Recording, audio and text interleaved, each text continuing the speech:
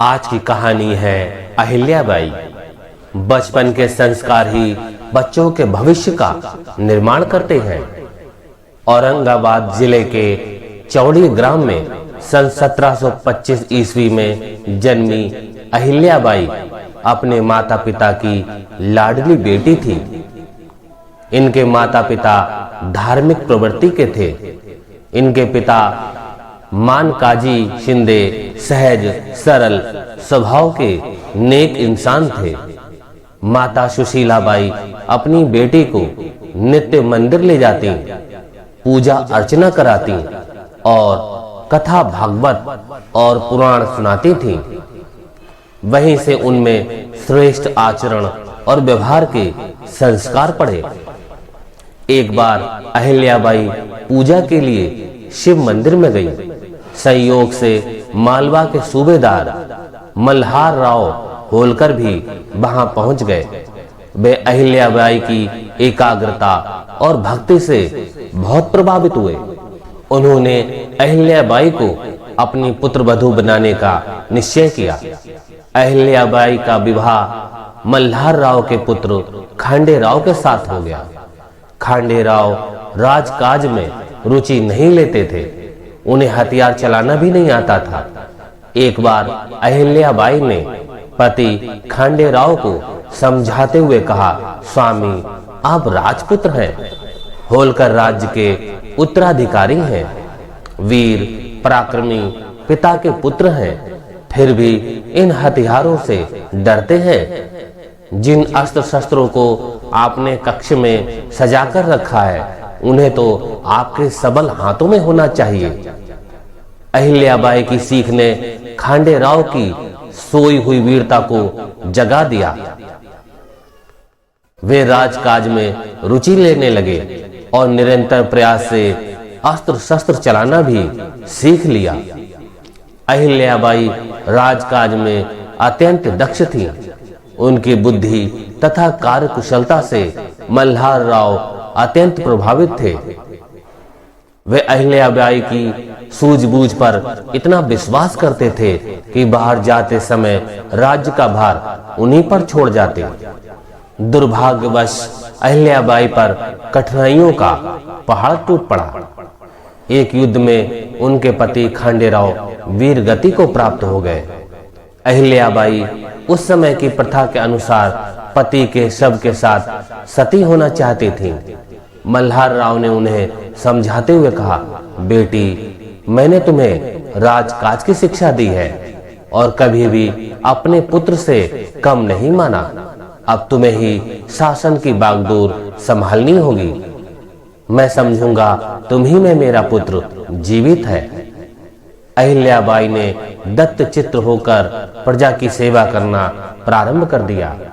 अभी वह पति की मृत्यु के दुख से उबर भी ना पाई थी कि ससुर मल्हार राव की भी मृत्यु हो गई। मल्हार राव की मृत्यु के बाद अहिल्याबाई व खांडे राव का पुत्र मालेराव होलकर गद्दी पर बैठा।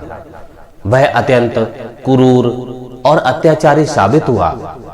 राज्य की बागडोर हाथ में आते ही वह मनमानी कर प्रजा को सताने लगा।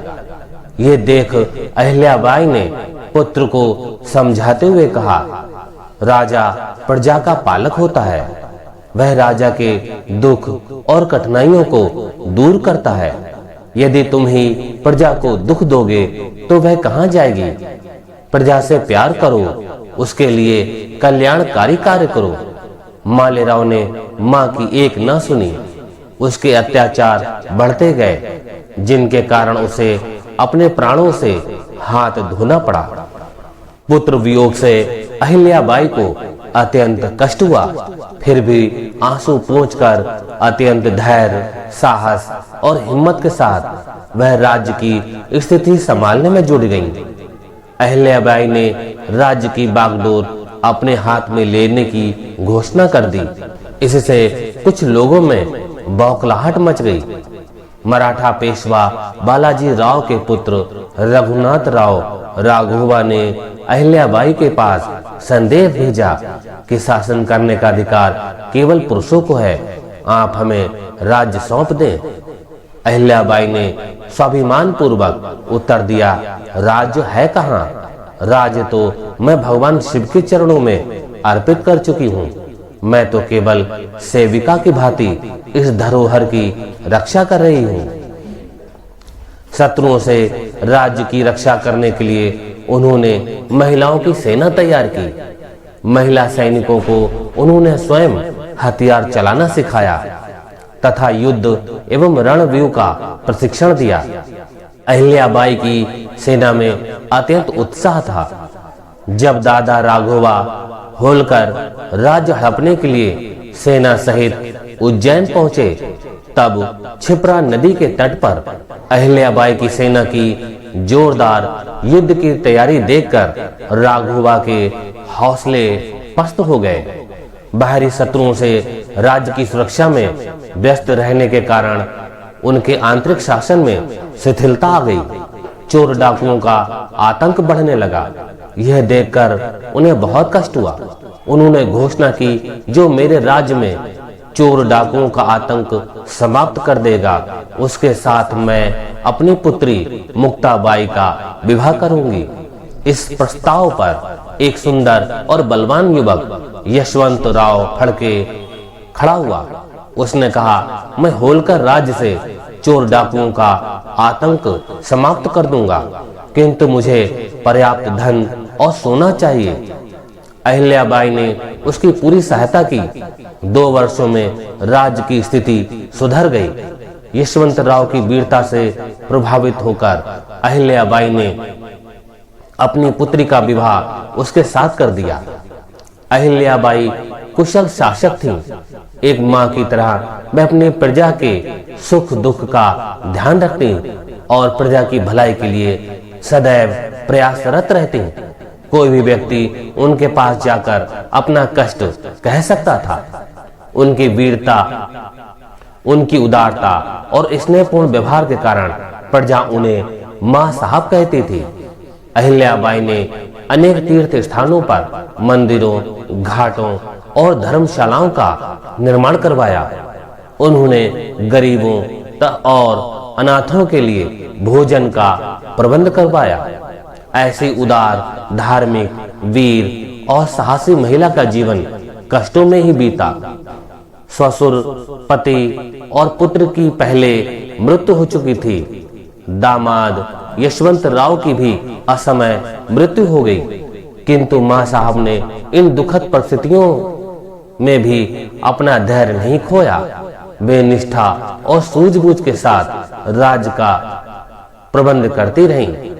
अंत में 60 वर्ष की अवस्था में उन्होंने ये संसार सदा के लिए छोड़ दिया। उनके बारे में ये उक्तियां सत्य ही हैं। अहिल्याबाई पुरुषार्थ, दूरदर्शिता व महानता में अद्वितीय है। कोई भी इन बातों में उनकी बराबरी नहीं कर सकता है। ये नाना फडणवीस ने कहा है। अहिल्याबाई का व्यक्तित्व ब्रज सा कठोर तथा फूल सा कोमल था। संसार व्यक्ति की पूजा नहीं करता, अपितु उसके दृष्टिकोण व कार्य की पूजा करता है। ये विचार आचार्य विनोबा भावे जी के हैं। तो साथियों, आज की ये कहानी यहीं समाप्त हुई। हमारा चैनल आपके लिए महान विभूतियां, हमारे आदर्शों की कहानियां लाता रहता है।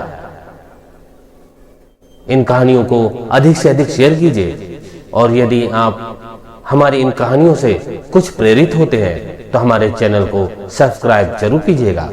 अगली वीडियो में एक नई कहानी के साथ आपसे फिर मिलेंगे। तब तक के लिए नमस्कार।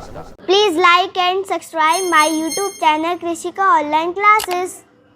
Thank you.